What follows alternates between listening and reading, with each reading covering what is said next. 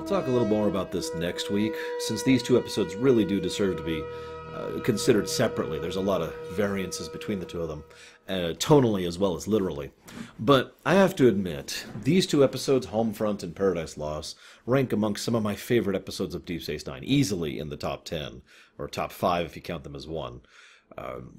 While I have said before that Improbable Cause and The Die Is Cast are like quintessential Deep Space Nine, and I stand by that statement, I really feel that these two episodes really managed to make Deep Space Nine something new.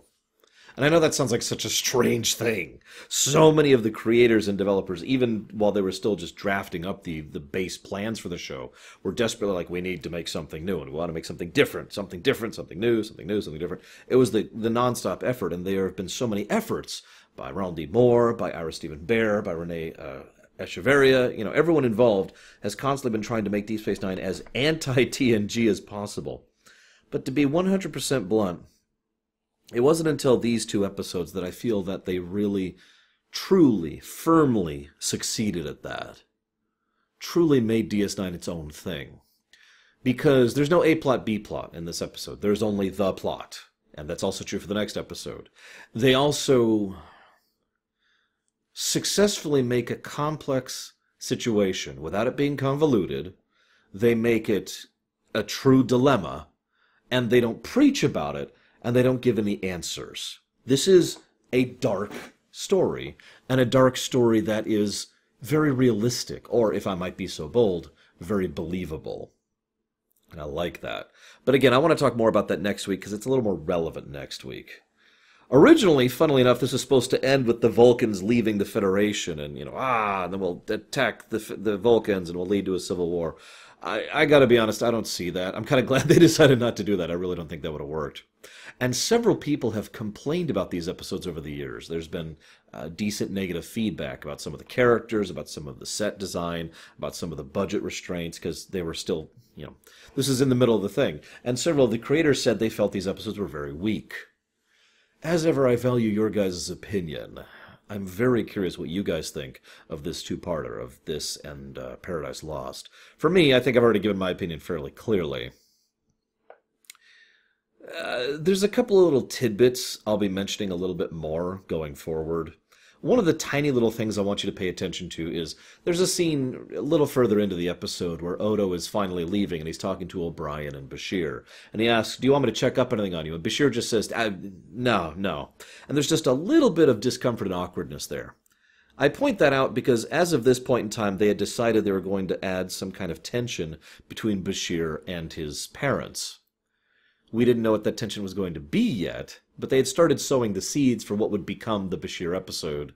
I'm not sure when that is. I'm pretty sure that's season 4. Let me double check here. I'm looking at the list of episodes. It might have been season 5 then. I don't see it here. Yeah, there it is. Season 5, episode 16. They were actually already starting to sow seeds for what would eventually become the continuation of the Bashir story arc. Very vague stuff, obviously, but by all accounts this was deliberate. They just wanted some things there so they could work with it later, which is a good way to do improv. You mention something, even if you have no idea where it's going to go or what it's going to be, because now you have something you can call back to, or you could turn it into something else if you want to. Doesn't always work. Sometimes you end up retconning things, and DS9's been doing the hell out of that over its entire run, but it's still something. Anyways, so the wormhole kind of opens and closes and opens and closes. My first thought was, sometimes I wonder why the Dominion doesn't do exactly that, just to mess with people. Remember, one of the big things about the Changelings, and I talked about this extensively back in The Adversary, is the nature of how they could challenge the very substance and I hate to use this word, the very soul of the Federation. The fabric that makes up the Federation. And just doing that kind of thing to mess with you. I know this is going to sound like a weird parallel, but think of it like being a GM for a Call of Cthulhu game. In other words, while you're sitting there, you need to come up with things that are really going to screw with your players. Nothing obvious. Don't have some guy show up and be like, brah, brains. No, don't do that. You do something where everything's completely fine, but every now and again there's just a dog. And, okay, you turn to the corner, there's a dog down the street. You're like, okay. And then they keep going, and they keep going, and it's later, they've gotten in a car, they've left to the next town, and as you're opening the door, you notice there's a dog on the other side of the room. And you just have little stuff like that, just to kind of make them go. The Dominion doesn't even have to be doing anything with the wormhole. They could just be triggering it and untriggering it, triggering it and untriggering it, which is funny given what we find out. Then we find out that Dax is messing with Odo, and apparently has been for the last year. Why? I know that sounds like a weird thing to pull out, since Dax is this whole, life, freedom, woo thing. But she also tends to be respectful towards others and others' preferences. She will try to get them to get out of their box, like she's been doing with Kira, and she tried with Bashir for a while. But the idea of her just basically straight up pranking Odo is just... I don't buy it, right? I can't see her doing that. Obviously she is. It's in the episode. It's just nonsensical. Clearly she's a changeling. Anyways. And Odo is, of course, really pissed off about this. This is the real reason this is in the episode. Because Odo likes everything to be exactly in its place. Right where it's supposed to be. I do, too, to an extent. I don't go to an obsessive degree with it. But I think that whole thing is just there so we see Odo's preference for order, which is something we've established many times before. But you never know. Someone might never have seen this episode before. Then we find out that the Changelings have bombed a conference on Earth. Now, that's interesting. First of all, it has exactly the impact it should. For the audience, it's Earth. We happen to live here. And unless you're watching this in 2023, when we've finally gotten the space project going. So if you're watching this in space, hi. But back when I recorded this, we all still lived on Earth. And, well, it's easier for this to kind of hit home, more or less, literally, when it is hitting home. Especially in a setting as absolutely huge as Star Trek. The second point, though, is Earth is paradise. Now, I know I've talked about that before, and I will be talking about that again in this very episode. They actually straight up call Earth paradise in this episode. But I mention that because the Federation is not paradise. There are plenty of worlds in the Federation that don't have access to advanced technology, that don't have infinite resources, that still have crime, that still have external threats, that still have to deal with disease or terraforming problems or whatever. In other words, all the problems of life haven't been solved yet. But if you go all the way back to the core worlds, especially Earth itself, all those problems have been solved. Now, one of the core reasons why I explain this is the idea of incremental infrastructure. To explain what I mean by that, I hate to once again go to video games as an example, but I swear this is a real economic principle in real life. Think about it like this way. You have X ability to build, craft, service, whatever, maintain, okay? So you start at your home, in this case Earth. So they make Earth paradise, and that takes time and effort, and once they succeeded, then they start stretching out. Okay, well now let's get the next nearest planet or nearest system. Probably Vulcan, if we're being honest, because Vulcan is, by all accounts, paradise as well, just paradise for Vulcans. And then we get the next planet, and so forth and so on, right? In other words, the Federation technically has the ability to make all of its planets paradise, but not like that. It takes time. It takes effort. This is the concept of throughput. Even if you have infinite resources, which they do, at least some of them, you still need to be able to get those resources to the destination. That's the throughput, right? So the idea is logical here that Earth would truly be a paradise, because it was the first place they finished. Then they moved on to the next one, and so forth and so on. But I swear this is related, because it's related for two reasons to this episode. First of all, it helps to explain why this is such a big deal. Because Earth hasn't had crimes. Earth hasn't had disaster. And by all accounts, the last time Earth was actually attacked on a military level was during the Romulan-Earth War. Forever and a day ago. Like literally centuries ago at this point. That's how far removed Earth is from any real damage. Now, the Federation has been in many wars since then, but Earth itself, nah. That's also relevant because the last time, and they actually mentioned this in the episode, the last time Earth was really threatened was during Star Trek IV, The Voyage Home. That was the last time there was a serious threat to Earth, and once that was dealt with, well, that was the end of that. Now, I bring both of these points up because it helps to establish why this is such a smart move on behalf of the founders, but also at the same time kind of shows one of the interesting aspects of intergalactic geography. Let me explain what I mean by that for a second. One of the things that several people mention is they can't believe that they've actually managed to get a damaging attack on Earth. It's so far out. I mean, how could they have possibly gotten there? But the problem is that mentality is baked into two-dimensional thinking. The idea that if I have a wall and some defenses and some soldiers, and you're on the other side of that wall, well, you can't get to this side of the wall. You can't get through all those defenses to my core planet, Earth. Remember, Earth is not really all that well defended. Like, they have one starship in orbit for the entirety of the episode, the Lakota. By the end of the next episode, they'll have 2 starships in orbit over their headquarters, right? But again, that's part of the nature of their thinking.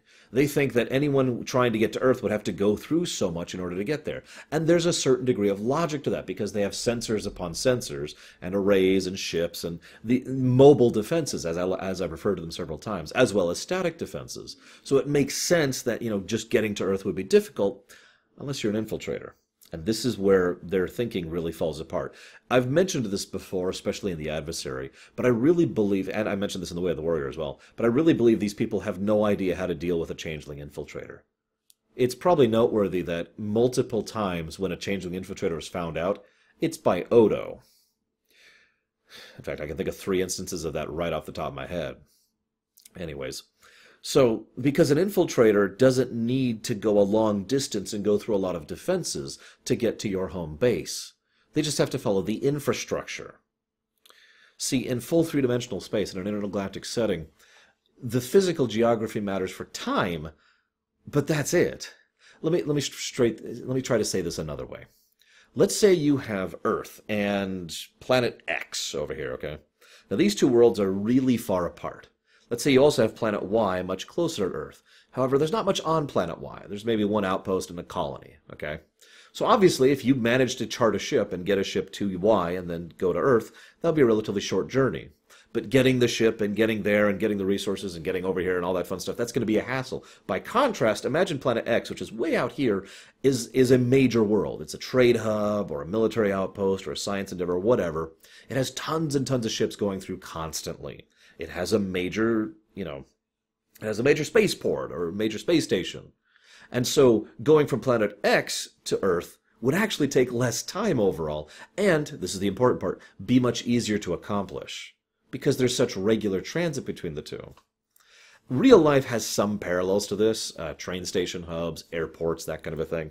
But for the most part, it's the same general concept. The infrastructure is what determines the real difficulty in transit, not the geographic distance. This is only true, of course, after a certain level of technological progression. You with me so far?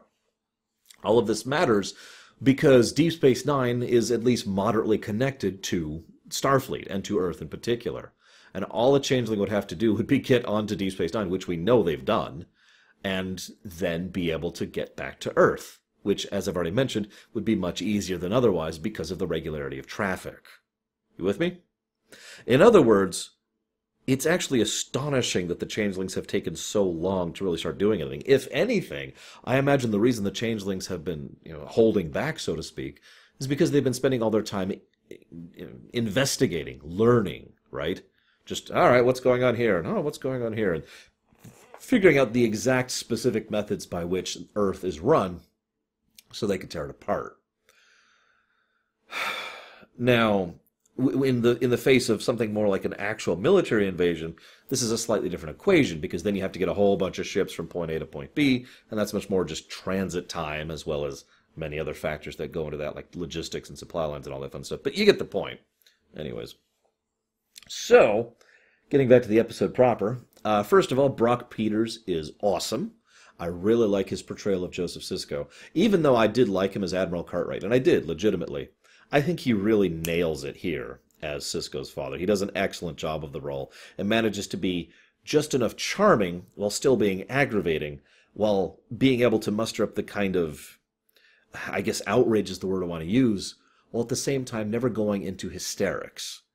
He manages a very tight line, and the actor, again, Brock Peters, does an excellent job of it. I want to give him special praise for that. I also want to give praise to the way Starfleet looks. It feels like they've touched up the sets and the areas a little bit from back in when we used to see it in like Season 4 and Season 5 of TNG. Earth looks good, is all I want to say about that.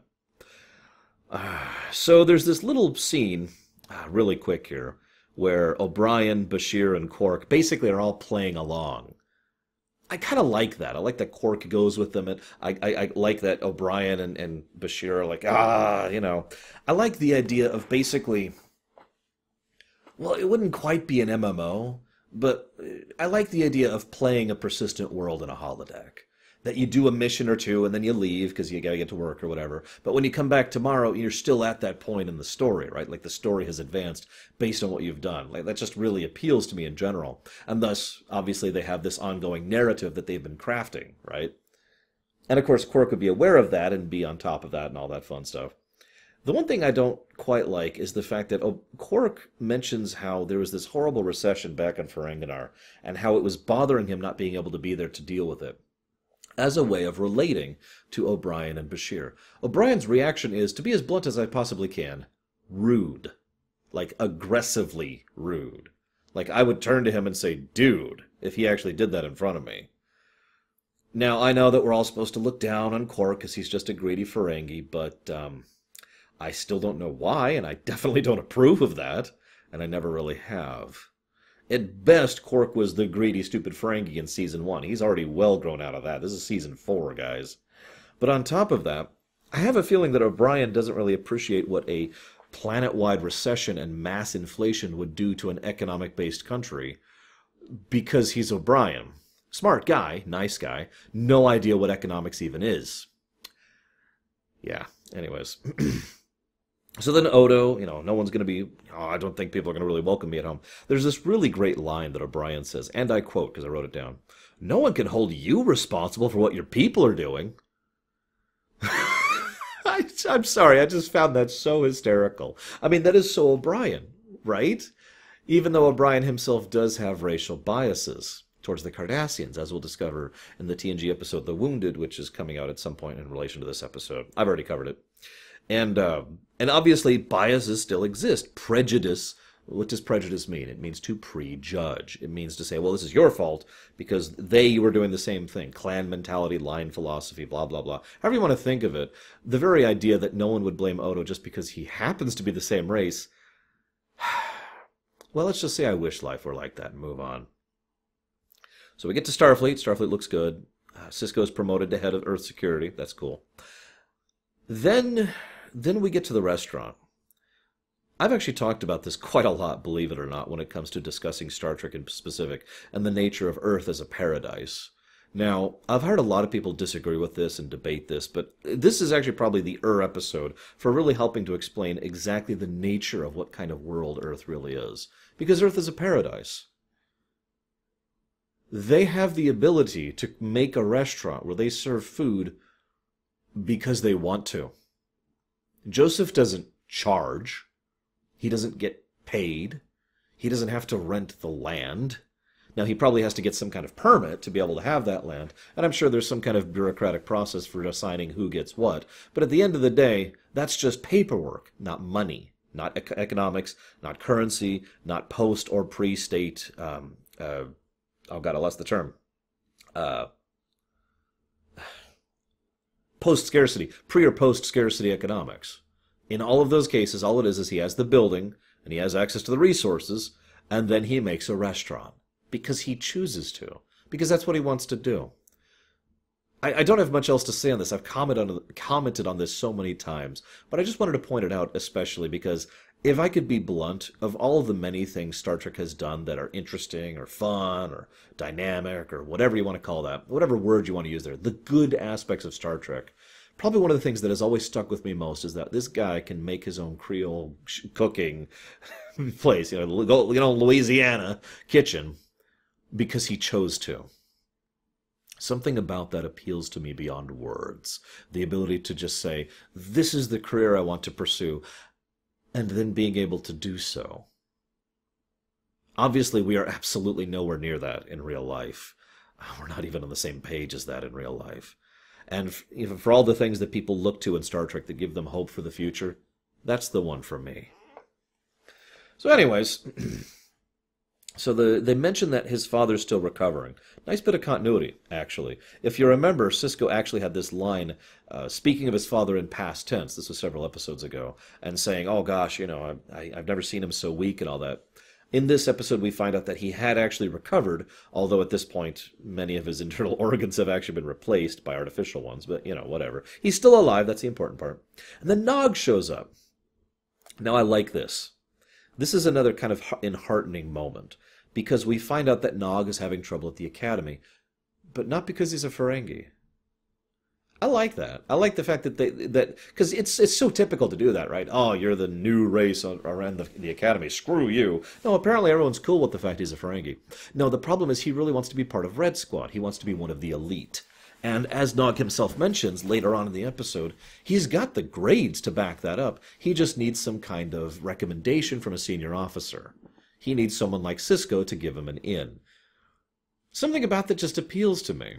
Again, the whole hopeful future paradise, blah, blah, blah. So then there's this bit where they start talking about, we need to start adding more security to Earth. Now, obviously the demonstration with Odo is very effective in its own right. But, well, there's no nice way to say this. There is no test devised that a smart man cannot outsmart. I believe that's roughly what Joseph says in this very episode. What I'm trying to say is, security measures exist to keep out the innocent. Now, that may sound like a weird thing to comment on, but I learned that back when I started getting into network and electronic security myself, and it has proven so true. If you are sufficiently motivated, I've talked about this concept before as well, if you are sufficiently motivated, then the cost stops mattering. There is a way through and around every security measure that exists. All that matters is if you are sufficiently motivated and properly, let's call it backed, either in terms of funding or resources, assets, or skills, or whatever, in order to be able to get through that. That's all that really matters. And the changelings are definitely motivated enough, and they have more than enough backing. This is something that will be relevant in part 2 of this episode as well. But all I'm going to say right now is that I find the idea that they say our security measures have been proven very effective on Deep Space Nine to be laughable. We know for certainty that changelings have already infiltrated Deep Space Nine personally. We also have a fairly large amount of conjectural evidence that they have been infiltrating Deep Space Nine for some time, for intelligence gathering purposes. I mean, you remember in The Adversary where both Odos flat out say, "You remember how you did this one thing with this one thing just this morning?" Remember, both Odos had access to that information, which means the Changeling had access to that information. And that's fairly small-scale information. Anywho, so this is just looking at my notes here. This is what I was just talking about. Blood tests, phaser screens, testing high-ranking officers, high-ranking officials, and their families.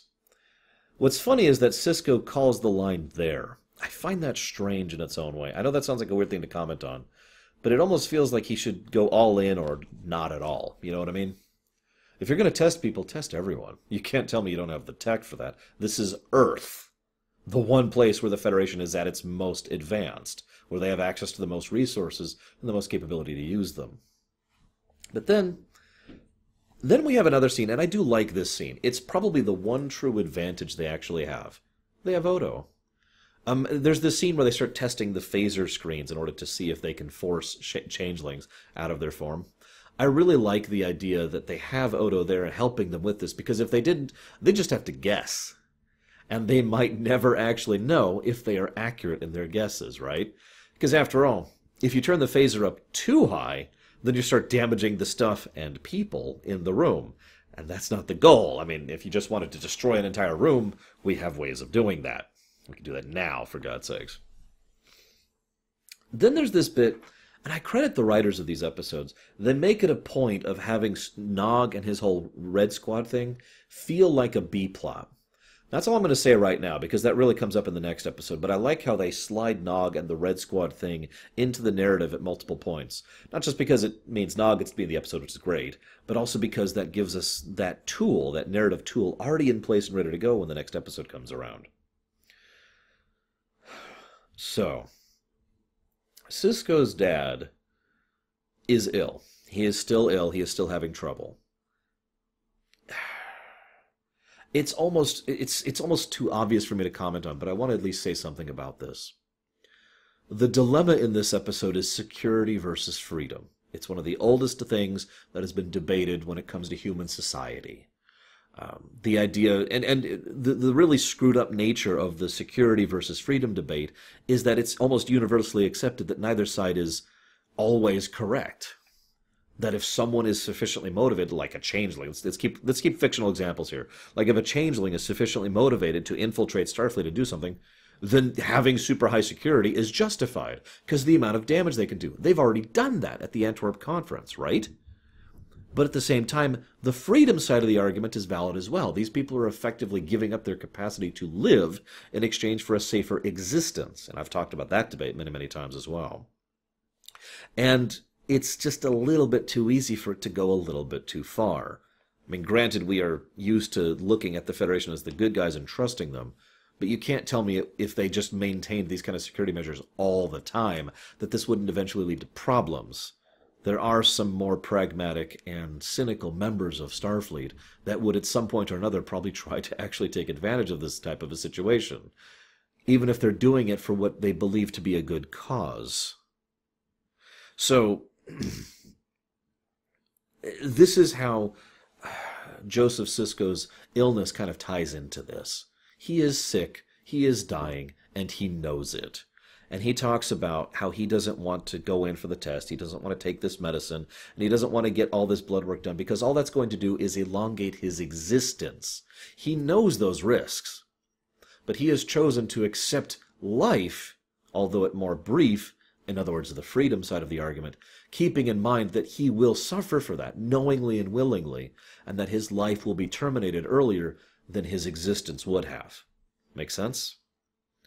Now, what I also find most interesting is that even though Joseph keeps to this, has made this choice as of now, he's still debating it. And as his father and as his son and as his grandson both bring these up to him, he starts to admit more and more that he's not really sure about his choice. That'll be another thing that'll be resolved next episode. But you can see the parallel there, because there's no right answer, is there? Take more care of yourself. Well, then I'll enjoy life less. Now, I know what you're saying. Oh, that's greedy. Well, I don't agree. One of the things I've fought against my entire life is the idea that enjoying life is something that shouldn't be a good thing or a need, that it should be classified as a want. And I don't like that mentality. If all life was eating, drinking, sleeping, and that's it, then what the hell's the point of it? I have been a firm believer my entire life in the idea of purpose, of enjoyment, of satisfaction, and the idea that life should be worth living. I know that sounds so strange to say that, but it's one of those weird things that I'm sure at least some of you listening to me right now understand the dilemma that I myself have wrestled with, right? That life should be worth living. It isn't necessarily, and there's always dark times in our lives, but for God's sakes, that's the ideal, and more to the point, it's not just some intangible fantasy ideal beyond the horizon, but it's a tangible reality that should be. And this is the idea that's being posited by Joseph Sisko. But even he isn't sure, just like I'm not sure. So, there's the Admiral Infiltrator scene, where there's a changeling, pretending to be Admiral, God, I can't think of his name all of a sudden. Layton? Yes, Admiral Layton, because it's Robert Foxworth, I remember that. And it's funny because I give credit to the actor, Mr. Foxworth. He actually does a good job of basically portraying someone else. This is actually interesting to me because it also means that this is once again their greatest advantage. They would have never found out about him, I almost guarantee it, if not for Odo's presence. And yet, they are so antagonistic towards him, and there's such actual disdain towards him, that despite the fact that they are professional changelings here on an actual mission to infiltrate Earth, he just can't help needle him. He does it quietly in his own right, but he says things that are almost actively antagonistic, deliberately trying to provoke him, and he refuses the handshake as Odo forces it on him, and then finally he reveals himself. Because, well, as I've discussed many times, the core mentality, the core philosophy and belief that the Founders hold true is that the Founders are what matters. All other variables are expendable currency to be spent in service of the Founders. The very idea that Odo killed one of theirs is something they just can't That's basically the worst possible crime that can exist for them. And again, as such, it would taint every one of their interactions with him. It's worth noting that no other changeling tries to go anywhere near Odo for quite some time after this, if you're paying attention. And I think that's at least partially why. So there's this wonderful bit. There's this really great bit, actually. All families must submit to blood screening. That order was given at the beginning of the episode, very reasonable sounding. All families must submit to blood screening. So Jake takes it, Cisco takes it, and then Joseph says, I ain't doing that. If those guys are either going to sit down and get a menu or get out of my thing. And Cisco says, get these men a menu. And you could just feel the ire coming off across them. And the guy's like, sir, I'm not sure. You're going to do this right now, Ensign. I recommend the shrimp. It's a really great scene. But it's all the more powerful of a scene because this is the down-to-earth, personal perspective on the threat that I already talked about back in The Adversary. The nature of how the changelings can affect or change the very fabric of the Federation. Now, they even say that flat out in this episode. Odo mentions that it's that nature of trust and mutual respect, understanding, and cooperation. I forget exactly how Odo phrases it. That's what makes the Federation the Federation. In other words, and this is how this comes back to that security versus freedom, existence versus life argument.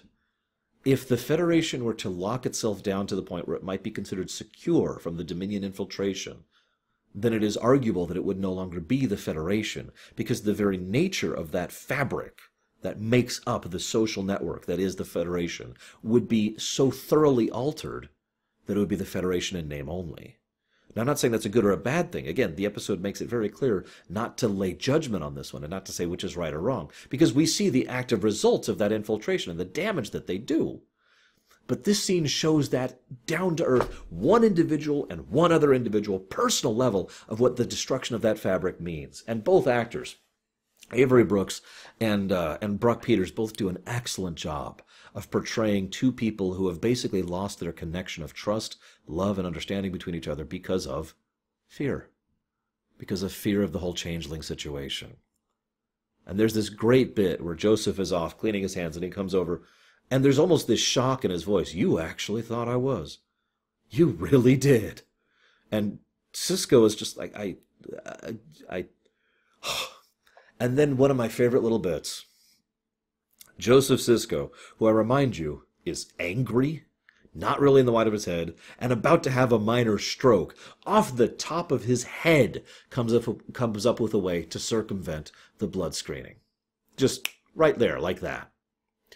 Now, again, as I've kind of pointed out already, we know with total certainty that the changelings have already, before this episode, found out a way to circumvent the blood screening. And I just find that very interesting because, again, as I said all the way back in The Adversary, they are presuming that the blood screening is the baseline, that this is the absolute from which they can derive logical deduction. But it isn't. Not only, again, has it been proven not to us, not to the characters, but he just came up with an idea just like that to circumvent it. Something about that moment is really powerful for me because it helps to emphasize how you can't be absolutely secure, especially not against things like them. So then the power grid goes off. That's impressive, taking out the power grid of a planet. I mean, I've talked about this a few times before, and one of the most comments I get when I say something like, how do they do this with the whole planet? One of the most comments I get is that most planets aren't fully 100% developed like Earth is. And that's a totally valid comment. But this is Earth. For once, they actually knock out the power grid of a whole planet, and that is exactly as impressive as terrifying as it actually should be. This leads to the state of emergency. Actually, one smart thing that I do like, they use the Lakota as like a relay point, which is smart. It's the kind of thing that Enterprise should have been doing with its shuttlecraft for many, many episodes. The idea of using the asset you do have that's still functioning as a way to relay and get around and connect and coordinate communications, transportation, etc., right? That's good. I do still once again wonder why there's only one ship around Earth, especially during what is basically a state of emergency, but whatever. And then they declare martial law. I also like the power of the argument. The Admiral, Cisco, and Odo all give very strong, very powerful arguments for why martial law should be declared, and all of them do so. And the great part about it, and again, this goes back to what I've been talking about this whole time, is that just like the freedom versus security debate, well, they're right. They're not. They are also wrong. Again, there is no truly correct choice here. That's the whole point of such a dilemma. But there's validity in their argument. It's not like they're making crap up. It's not like they're lying to push an agenda. Well, okay, you know what I mean. And it's not like they're saying this because they want to grab power. It's not like they're saying this because they're greedy. It's not like they're saying this because they're evil. These are legitimately well-intentioned individuals who really believe that this is the best thing to do in this situation. And, again, just like freedom versus security, they're right if you were to presume security as the correct argument. One of the things, I wanted to save this for the end here. One of the things that was mentioned by Renee Echeverria in particular, and several of the other people who worked on this two-parter, is they wanted the audience to be on board with the increase in security and the increase in militarization. They wanted the audience to think of the idea as martial law being a good thing. And thus, if you pay attention, a lot of the lines and a lot of the directing and camera work slants it so that this is the heroes trying to tell the obstinate bureaucrat and the foolish people around them what is necessary to defend them. That's how a lot of the episode is slanted. And then the episode ends with the shot of troops beaming into the streets. And thus we can kind of see how there is another side of this argument. It's very well constructed, and I very much enjoy this episode. I hope you guys did too. I'll see you next time.